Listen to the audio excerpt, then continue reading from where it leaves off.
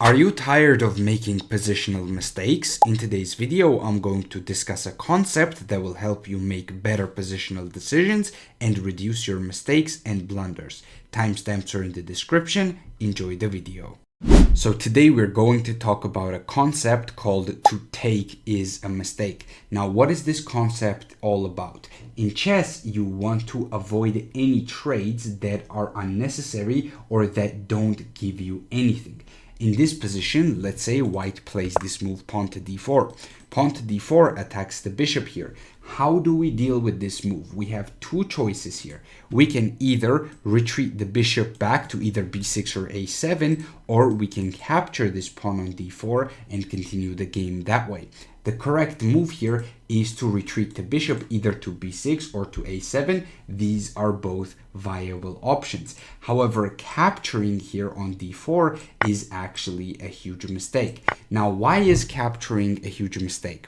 First and foremost, this pawn on e5 has control over the central squares. Once you capture it, you lose that control and pressure on the center. But white will still get a pawn on d4, which means that white will keep his d-pawn and white will still keep the pressure on the position. Also, this c3 square is now open, so the knight from b1 can jump to c3. It does not have to go to d2 to f1 to g3, which is the typical maneuver in these sorts of positions. However, in this case, after this exchange, this knight has a very nice square on c3. The c pawn is gone, so eventually the rook will get to c1 and black will be under a lot of pressure. Now, this is not winning by white, but it is significantly better. The position is +1, and this is a very good positional decision for the white pieces. White is going to have a more active game. Also, these two pawns are severely restricting black pieces, while black is not really challenging white's center. However, if we go back to this position right here, in this case, we have this pawn on e5.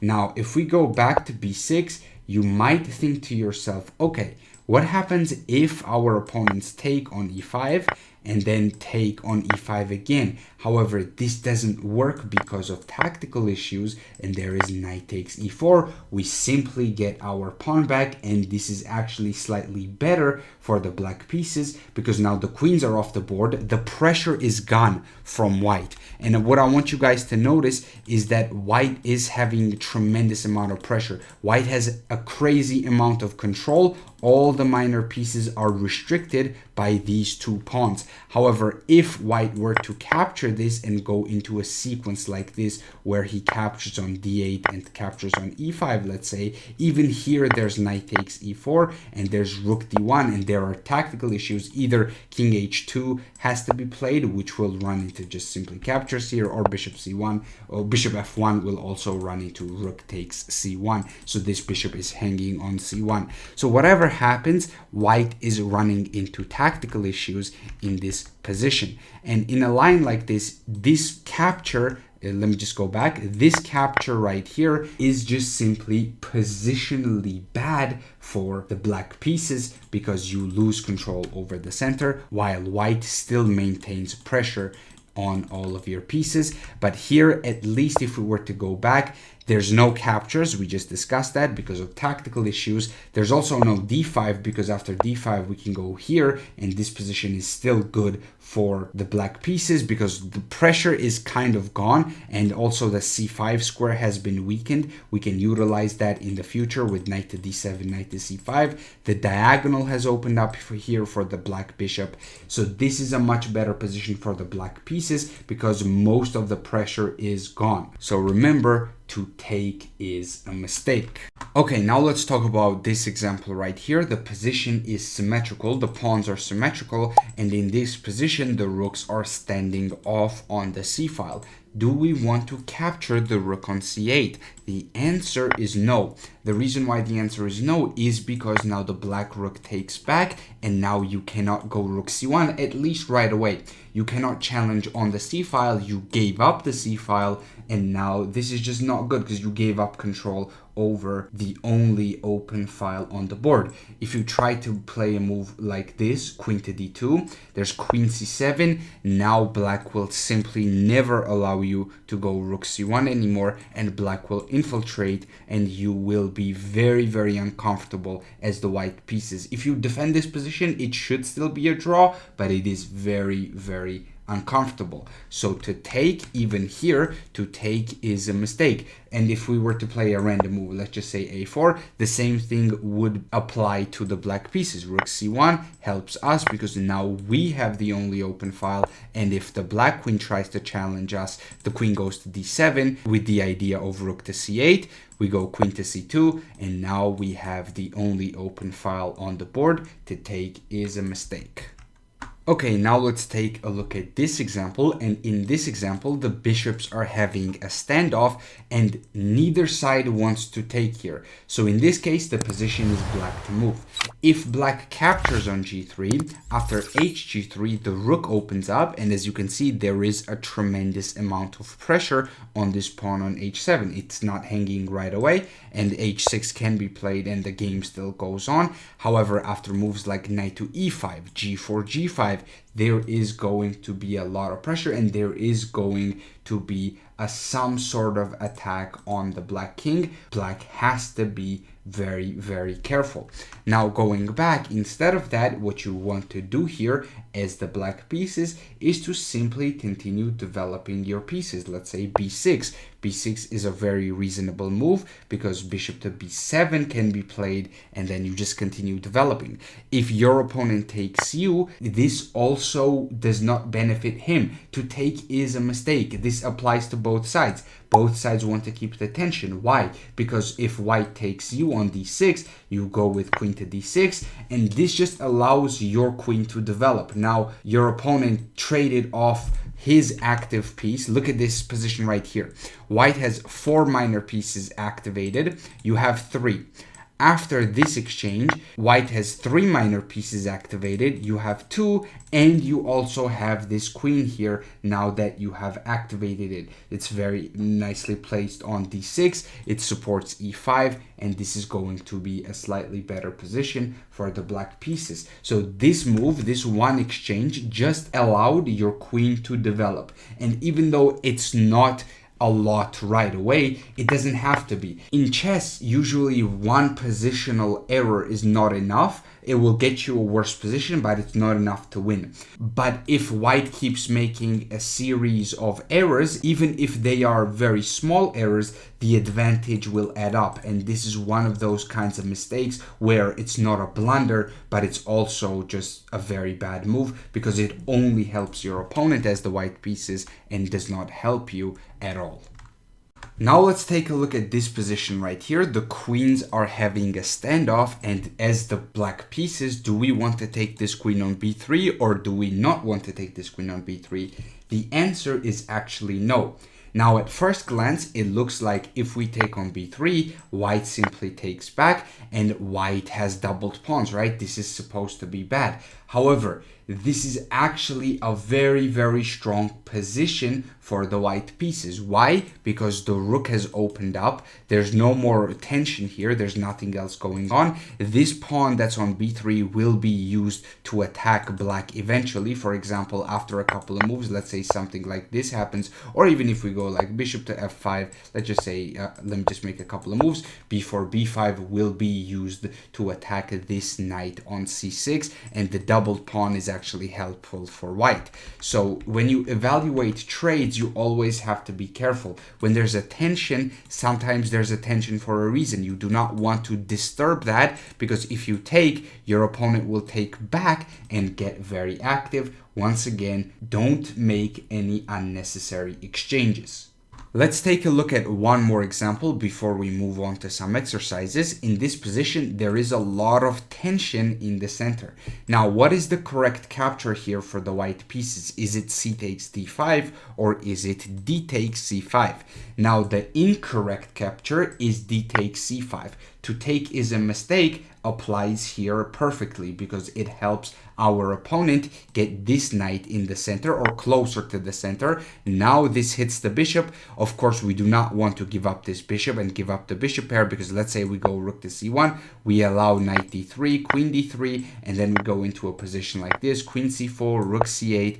Our opponent gets a lot of tempi, our opponent develops very quickly, and he has the bishop pair. This is very, very uncomfortable for us. So we don't want to allow d takes c5, because that gets this knight very active. However, in this case, we can and we actually should capture on d5. This is the correct capture, and there is a theoretical reason why this is the correct capture. I'm not going to go too far in depth here, because this is still a very complicated position. It's still a game, and you have to study these positions in order to fully understand why this is so good. So for example, if we were to go into a position like this, this is the reason we get the big center, and then we would go rook a to d1, and in this position we are lining up the rook with the queen, and we are actually not breaking the tension between these two pawns. We broke the tension with the c and d pawns. In this case, this capture benefits white, because then we get e4 later down the road, and if pawn captures back, now the bishop is blocked, so this is slightly better for the white pieces. Of course, what I'm talking about right now is a oversimplification of the position. You know, it is a very complicated position. However, from a general point of view, this capture on c5 is bad, because it allows our opponent to develop. To take is a mistake, but in this case, this capture is good. So even though there is tension in the center, to take is a mistake doesn't always apply, but you always have to look for reasons why you should take and why you shouldn't take. And if a trade benefits you, go for it. Okay, now I want you guys to take a look at this position. I want you to pause the video and come up with a plan for the black pieces. I'm gonna give you 3 seconds to pause the video. 3, 2, 1. Okay, so the correct idea in this position is to not take this pawn on f4. Now, taking this pawn on f4 would be a catastrophe, because a lot of captures work here, but personally I would capture with the g pawn and you lose a lot of control over the center of the board. Instead of that, you just want to continue developing, let's say with a move like rook to e8, and after rook to e8, you're not taking right away, and you have to still calculate here. Let's say this move is played, pawn to f5. Now you need to come up with a plan. Here, knight to d4 is very powerful. If knight takes, pawn takes, this is a very good position. Well, I wouldn't say a good position for the black pieces, but it's certainly an improvement over what it was before. And if bishop e3, you can play moves like bishop c5, for example, and after take, you would take the bishop. If takes, you would get into a position like this, which is also totally fine for the black pieces. So the main point was that you should not take this pawn on f4, even though it opens up the rook. You do not want to take it without a specific reason. So after a couple of moves, let's say this is the position right here, and this capture happens. Now your opponent will take you. If you take him, he will take back with the g pawn, and the g and e pawn together are going to be very annoying. For example, let me just make a random move. Let's just say a4. If you take this after gf4, these two pawns are very powerful, but this pawn right here on e5 is blocking the pawn on e4, which means it's blocking the bishop from opening up, blocking this square away from the knight. So this pawn right here is actually a sort of a liability for the white pieces. He would definitely like to push it. We're not going to give white that opportunity by keeping our pawn on e5. Let's take a look at this position now, and as you can see, there is some tension between the c and d pawns, and here's my question. What do you want to do about this tension? So option number 1 is push the pawn. Option number 2 is capture, and option number 3 is to keep the tension and then just do something else, improve your position one way or another. I will give you guys 3 seconds to pause the video and try to figure out which option is the best. 3, 2, 1. Okay, so if you said the third option, keeping the tension, this is the best decision. And I'm sure you figured it out due to the theme of today's video. Now, if you go c4, this in my opinion is straight up a blunder, because after bishop to c2, a very easy e4 will land and you're going to be in a worse position. Let's say bishop to e7 to try to castle, e4, castles, and after e5, this is going to be very, very uncomfortable for the black pieces. Queen f4 is the only move, and this is just going to be better because white will get a very easy kingside attack with moves like g3 and f4, and eventually white will set up f5. Now going back, if you capture this pawn on d4, let's say white captures back, this is also not necessarily great for the black pieces, but it's not bad either. It's definitely a better option than pushing the pawn, but in my opinion you could do better, because in this position this bishop on c8 is very bad.